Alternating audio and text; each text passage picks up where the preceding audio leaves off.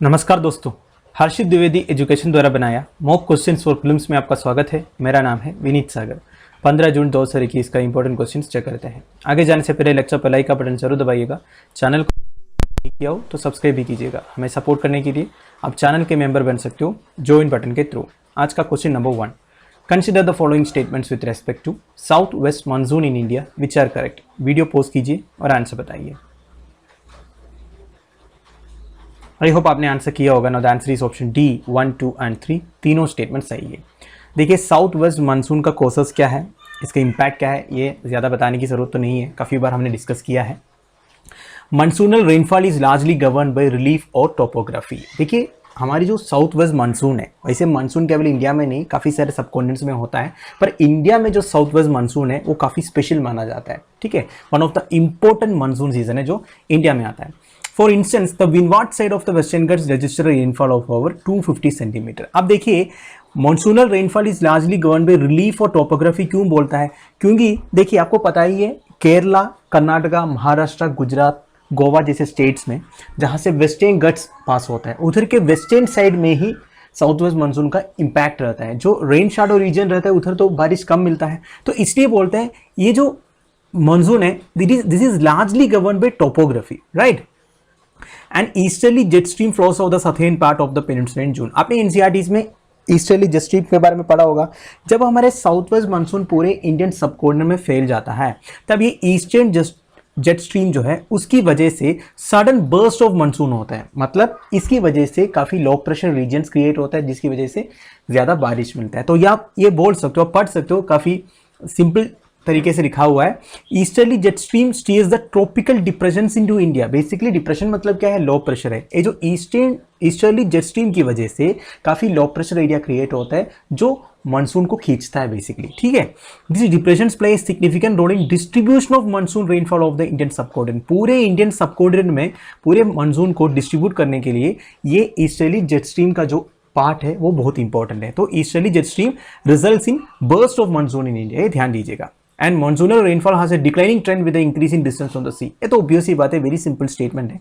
मतलब जितना आप सी से दूर जाओगे उतने इसका जो इम्पैक्ट है या इंटेंसिटी है वो कम होता हुआ नजर आएगा। ये मॉइस्चर कंटेंट भी कम हो जाएगा, है कि नहीं। अब देखिए स्टेटमेंट में क्या क्या लिखा है, वही लिखा है मैंने जो अभी बोला आपसे। Monsoonal rainfall is largely govern by relief और टोपोग्राफी। ईस्टर्ली जेट स्ट्रीम के बारे में लिखा हुआ है and decreases with increasing distance from sea. So answer is option D 1, 2 and 3। Question number 2, consider the following statements with respect to United Nations Convention to Combat Desertification UNCCD which are correct। Video post कीजिए और answer बताइए। I hope आपने answer किया होगा। Now the answer is option D 1, 2 and 3 तीनों statement सही है। Recently हमारे प्रधानमंत्री Narendra Modi ji united nations convention to combat desertification address किया, इसलिए न्यूज़ में भी आया था। काफ़ी सारे इंपॉर्टेंट पॉइंट्स इंडिया डेसर्टिफिकेशन के अगेंस्ट या लैंड डिग्रेडेशन के अगेंस्ट क्या क्या स्टेप्स ले रहे हैं उसके बारे में काफ़ी पॉइंट्स उन्होंने बोला है। अब देखिए, हम इधर बात करेंगे united nations convention to combat desertification के बारे में। बेसिकली 1992 में united nations conference on environment and development, जिसको UNCED बोलते हैं, जिसको वो जो पर्टिकुलर समिट को रियो अर्थ समिट भी बोलते हैं, ये तो काफ़ी फेमस है, हमारे एग्जामिनेशन पर्सपेक्टिव में इंपॉर्टेंट भी है। 92 में इन्होंने ये रिकमेंड किया था एक कन्वेंशन होना चाहिए टू कॉम्बैट डेसर्टिफिकेशन। ठीक है, डेसर्टिफिकेशन मतलब ज़्यादा जो लैंड एरिया है वो डेजर्ट बन जाना का जो प्रोसेस है, बेसिकली ज़्यादा फॉरेस्ट डिफॉरेस्टेशन की वजह से जो होता है। ठीक है, एनवायरमेंटल चेंज की वजह से जो पेड़ वगैरह डिस्ट्रॉय करता है ह्यूमन एक्टिविटीज की वजह से। The convention, the only convention stemming from a direct recommendation of the conference agenda 21 was adopted in Paris on 17 June 1994 and entered into force in 1996। Actually ये कॉन्फ्रेंस एजेंडा 21 जो Paris में होता तब ये adopt किया था, और ये जो particular convention came into force on 1996, right. It is the first and only international legally binding framework to set up to address the problem of desertification। ठीक है, तो ये सबसे पहला ऐसा एक इंटरनेशनली लीगल बाइंडिंग फ्रेमवर्क है जो डेसर्टिफिकेशन का प्रॉब्लम को एड्रेस किया है। It has now more than 180 country from parties to the convention। Conference of the parties is the supreme decision making body। ठीक है, ये ध्यान दीजिएगा, जो कंट्रीज के नंबर्स वगैरह आता है एग्जैक्टली कोई एग्जामिनेशन में नहीं पूछेगा। बेसिकली यूपीएससी एग्जाम में तो कभी नहीं पूछेगा एग्जैक्ट नंबर क्या है, पर ऐसे पूछ सकता है अबव 150 या half of the countries are members, ऐसे पूछ सकता है। ठीक है, तो ये ध्यान दीजिएगा। अब देखिए इसका जो ऑब्जेक्टिव है ये लिखा है, ये reviews the implementation of convention. Basically इस कन्वेंशन में काफी सारे पॉइंट्स लिखा हुआ है, डेसर्टिफिकेशन को रोकने के लिए ज्यादा फॉरेस्ट लगाना, ठीक है, कार्बन जो कार्बन एमिशंस होते हैं उसको कम करना, ऐसे काफ़ी कुछ चीज़ें लिखा हुआ है इसमें। इसको एक एक कंट्रीज किस तरह से इम्प्लीमेंट कर रहे हैं सब ये देखता है। तो recently prime minister Modi ji ने जो एड्रेस किया, उन्होंने काफ़ी अच्छी अच्छी चीज़ें बोला है। मतलब इंडिया ने काफ़ी मेजर्स अडोप्ट किया है डेसर्टिफिकेशन को रोकने के लिए। ज़्यादा जो land over the years degrade हुआ है उसको दोबारा हम लैंड अफोरेस्टेशन करने के लिए काफ़ी कुछ स्टेप्स ले रहे हैं, ऐसा करके काफ़ी कुछ पॉइंट्स उन्होंने बोला है। India currently holds the presidency of UNCCD. देखिए 2019 में इंडिया ने प्रेसिडेंसी लिया था, वैसे 2 साल के लिए है, एक्चुअली 2021 तक, मतलब सितंबर अक्टूबर तक ये रहेगा। इंडिया प्रेजेंटली यूएनसीसीडी का प्रेसिडेंट है, ध्यान दीजिएगा, ठीक है। तो जब तक आपका प्रीलिम्स हो जाएगा तब तक शायद चेंज भी हो सकता है, ठीक है। तो ये सब ध्यान दीजिएगा क्योंकि ये 2 साल का होता है। तो अब हमारा स्टेटमेंट देख लीजिए।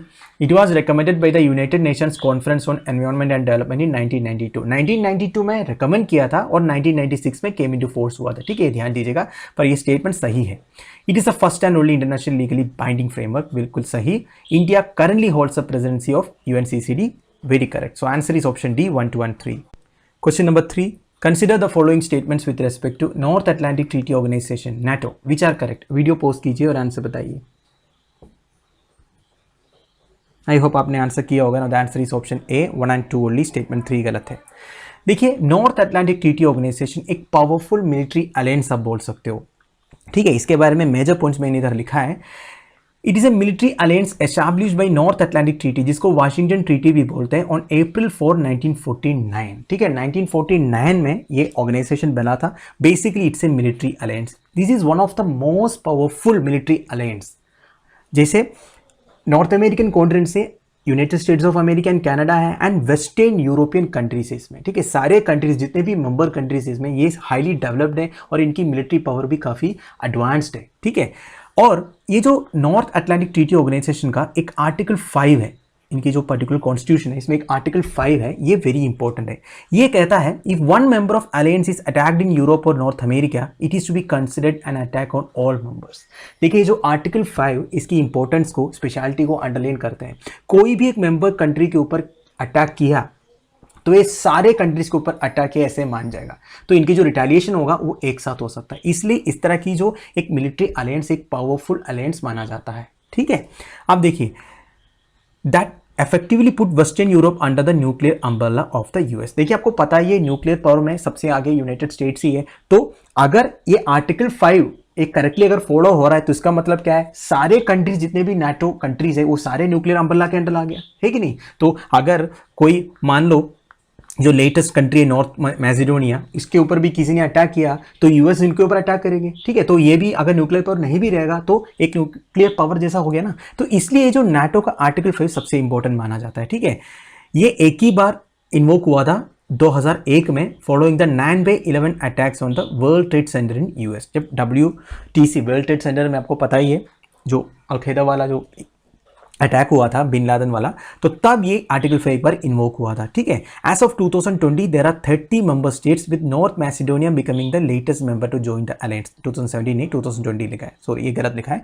तो नॉर्थ मैसेडोनिया लेटेस्ट मेंबर है, अभी के हिसाब से 30 मेंबर स्टेट्स है, ठीक है। 1966 में France integrated military command of NATO से विड्रॉ हुआ था, ठीक है। वो एक्चुअली उस टाइम पे फ्रांस और यूएस के बीच में कुछ प्रॉब्लम हुआ था, क्योंकि यूएस ने ये बोला था जो न्यूक्लियर वारहेड्स है या एयरक्राफ्ट है जिसमें न्यूक्लियर वारहेड्स फिट है वो फ्रांस में स्टोरेज करना है करके स्टोर करना है। तो फ्रांस ने उस टाइम में मना किया था, जिसकी वजह से यूएसए को वापस लेके जाना पड़ा।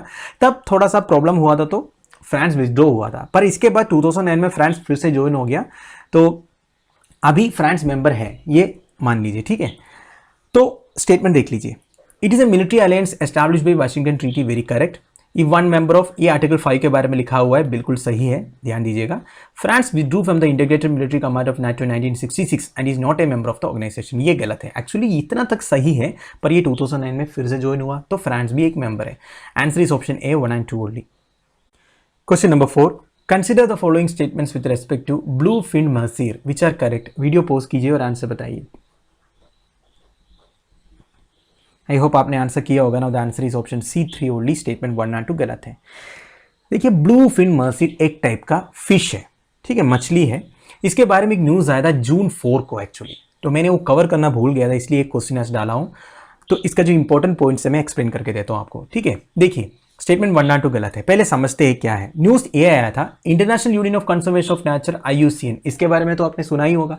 इनका एक कैटेगरी है, बेसिकली रेड लिस्ट है, इसमें काफ़ी सारे कैटेगरीज है, जैसे data deficient, least concern, endangered, critically endangered, extinct, ठीक है, ऐसे काफ़ी सारे स्टेटस है।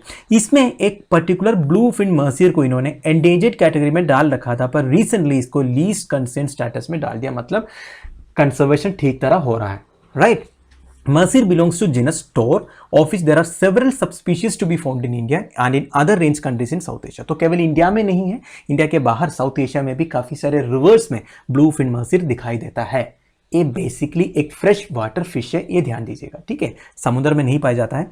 मेनली फाउंड इन मोटा मोला रिवर ईस्ट ऑफ पुणे। तो हमारा इंडिया में पुणे में एक रिवर है मोटा मोला रिवर, इधर ये मैक्सिमम दिखता है। This species is also found in other rivers of Deccan plateau. तो डेक्कन प्लेट्यू में जितने रिवर्स है उधर भी दिखाई देते हैं। ये माइग्रेटरी फिश है। माइग्रेटरी फिश मतलब क्या है, आपने नेट जियो, डिस्कवरी, BBC जैसे नेचर चैनल जितने भी है उसमें देखा होगा, फिश जो है जंप करते हैं, जैसे कोई अपस्ट्रीम रहता है, फिश जो है इधर से इसे जंप करने का कोशिश करते हैं, मतलब दूसरे जगह ढूंढ ढूंढ के माइग्रेट करते हैं। जब पर्टिकुलर एक पानी में एरिया है उधर ऑक्सीजन लेवल कम हो जाता है, या खाने के लिए जब इधर का खाना खत्म हो जाता है, ऐसा कुछ भी प्रॉब्लम हो जाता है, ये फिश जो है माइग्रेट करते हैं, ठीक है। ये पर्टिकुलर फिश भी है, ये माइग्रेटरी नेचर का है। It prefers clean, fast flowing and well oxygenated waters. इनको क्लीन एनवायरनमेंट चाहिए, फास्ट फ्लोइंग स्ट्रीम चाहिए एंड वेल ऑक्सीजनेटेड वाटर चाहिए। वाटर में, पानी में ऑक्सीजन का कंटेंट जो है इनको ज़्यादा चाहिए, इसलिए इनको फ्रेश वाटर इकोसिस्टम इंडिकेटर बोलते हैं। ये क्या है फ्रेश वाटर इकोसिस्टम इंडिकेटर? देखिए वेरी इंपॉर्टेंट टर्म है इकोलॉजी में। आपने गैंगेटिक डॉल्फिन के बारे में सुना होगा ना। एनवायरमेंटलिस्ट का कहना यह है, अगर गैंगेटिक डॉल्फिन का पॉपुलेशन ज़्यादा है गंगा रिवर में, तो इसका मतलब यह है गंगा की जो पानी है इसकी क्वालिटी सही है। अगर गैंगेटिक डॉल्फिन का पॉपुलेशन डिक्लेन हो रहा है, इसका मतलब यह है गंगा में जो पानी है उसकी क्वालिटी अच्छा नहीं है, ठीक है। तो ये जो पर्टिकुलर ब्लू फिन मर्सियर है, ये भी एक फ्रेश वाटर इकोसिस्टम इंडिकेटर है कि इसको क्या चाहिए, इनको fast flowing and well oxygenated water चाहिए, क्लीन वाटर चाहिए। तो अगर कोई स्ट्रीम में पानी का क्वालिटी कम हो रहा है या उसमें ऑक्सीजन का कंटेंट कम है, तो आपको ब्लू फिन मर्सियर दिखाई नहीं देगा। तो आपको ये पता चलेगा अगर इसका प्रेजेंस है, ये पर्टिकुलर फिश का प्रेजेंस है, इसका मतलब ये है पानी सही है, अच्छा क्वालिटी का है, ठीक है। It is very sensitive to dissolved oxygen levels, water temperature and sudden climatic changes. It cannot bear pollution. Pollution ये सह नहीं सकता, राइट। अब देखिए ज़्यादा डीप जाने की ज़रूरत नहीं है, फिर भी आपको बेसिक आइडिया तो होना चाहिए। ये फ्रेश वाटर है, सी वाटर फिश है, इसका IUCN कैटेगरी क्या है, ठीक है, ये इंपॉर्टेंट है, ध्यान दीजिएगा। So answer is option 3 only. क्या क्या लिखा है, it belongs to genus Tor of which are found only in peninsular rivers in India. ये ओनली वाला टर्म गलत है, साउथ एशिया में भी है। क्लासिफाइड अंडर एंडेंजर्ड कैटेगरी लिखा है, नेगेटिव, ये अभी लीस्ट कंसर्न कैटेगरी में है। This species is migratory and prefers clean, ये बिल्कुल सही है। So answer is option C 3 only। Question number 5, consider the following statements which are correct। Video post कीजिए और आंसर बताइए। आई होप आपने आंसर किया होगा ना। The answer is option D again, 1 2 1 3 तीनों स्टेटमेंट सही है। देखिए बासमती राइस जो है काफी न्यूज में आ रहा है। इंडिया एंड पाकिस्तान के बीच में बासमती राइस का ज्योग्राफिकल इंडिकेशन टैग को लेके काफी प्रॉब्लम हुआ था और काफी न्यूज में भी आया था। harshitdivedi.com हमारी जो वेबसाइट है उसमें हमने रिसेंटली एक आर्टिकल भी डाला था, इसको लेके पढ़ लीजिएगा, वेरी इंपॉर्टेंट है। अब देखिए इसको लेके कुछ important statements. India is the leading exporter of basmati rice to global market. देखिए इंडिया अभी के लिए बासमती राइस का लीडिंग एक्सपोर्टर भी है, लीडिंग प्रोड्यूसर भी है, ये ध्यान दीजिएगा। मेजर एक्सपोर्ट डेस्टिनेशन 2019-20 के हिसाब से इंडिया सबसे ज्यादा बासमती राइस एक्सपोर्ट कहाँ किया है, Iran, Saudi Arabia, Iraq, UAE, Kuwait, सारे वेस्ट एशियन कंट्रीज हैं। तो देखिए दोस्तों जो बासमती राइस है ये मैक्सिमम यूज़ करता है बिरयानी बनाने के लिए, चिकन बिरयानी, वेज बिरयानी, जो भी बिरयानी है, बिरयानी में जो बासमती राइस है ये ज़्यादा प्रेफर करते हैं। इसका मतलब ये नहीं है ओनली बिरयानी में ही प्रेफर करते हैं, बाकी नॉर्मल जो चावल खाते हैं, पुलाव है, फ्राइड राइस है, सभी में यूज़ करते हैं। पर अब देखिए ये सारे वेस्ट एशियन कंट्रीज है जहाँ मुस्लिम पॉपुलेशन ज़्यादा है, इसलिए हो सकता है ये लोग बिरयानी बनाने के लिए इम्पोर्ट करवा रहा हो, है कि नहीं। Areas of basmati rice production in India कहाँ है, देखिए सारे इसके लिए ठंड क्लाइमेट तो चाहिए, ठीक है। इसलिए देखिए हिमालयन स्टेट्स जैसे Jammu and Kashmir, Himachal Pradesh, Punjab, Haryana, Delhi, Uttarakhand and western Uttar Pradesh, ठीक है। तो नॉर्थ इंडियन स्टेट्स में जहाँ एक टाइम पे ठंड क्लाइमेट मिलता है उधर ही सबसे ज़्यादा आपको बासमती राइस प्रोडक्शन मिलेगा। 2016 फरवरी 15 को APEDA agricultural and processed food products export development authority जो है, जो डिपार्टमेंट ऑफ कॉमर्स के अंदर है, इन्होंने बासमती राइस को रजिस्टर किया है विथ जोग्राफिकल इंडिकेशन टैग। ठीक है, जीए टैग के बारे में मैं ज्यादा बोलूंगा नहीं, मैं काफी बार डिस्कस किया है। According to the Indian government agency APEDA, ये राइस वेराइटी से एलिजिबल। देखिए अपेडा का वेबसाइट में अगर जाओगे आप, उसमें एक पेज मिलेगा आपको जिसमें बासमती राइस बोलने के लिए क्या क्या क्राइटेरिया फुलफिल होना चाहिए, उसमें काफ़ी सारे चीज़ लिखा हुआ है। इसमें एक इंपॉर्टेंट चीज़ मुझे ये लगा, minimum average precooked milled rice length 6.61 millimetre होना चाहिए। ठीक है, राइस का प्री कुक्ड, कुकिंग के बाद नहीं, कुकिंग से पहले। And average precooked milled rice breadth up to 2 millimetre, मतलब लेंथ जो है 6.61 होना चाहिए, एवरेज बोल रहा। ठीक है, एंड जो ब्रेथ है ये 2 मिलीमीटर तक। तो ये एक पैरामीटर है ऐसे बासमती राइस इसको रिकॉग्नाइज करने के लिए। ठीक है, ये भी ध्यान दीजिएगा। अब हमारा स्टेटमेंट में वही लिखा है मैंने जो अभी आपको बोला। Answer is option D 1 2 1 3। तो दोस्तों हमारा डेली 5 मॉक क्वेश्चन इधर खत्म हो रहा है। कल एक क्वेश्चन पूछा था characteristic climate of tropical savanna region के बारे में। Answer is option D a definite dry and wet season. आज का क्वेश्चन देख लीजिए। Open standard forest with bushes and having long roots and sharp thorns और spines are commonly found in. इस question का आंसर आप मुझे कमेंट बॉक्स में बता दीजिएगा। तो दोस्तों ये वीडियो मैं इधर फिनिश कर रहा हूँ।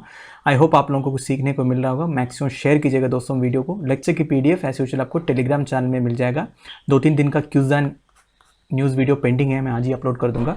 Thanks for watching, bye bye, have a nice day.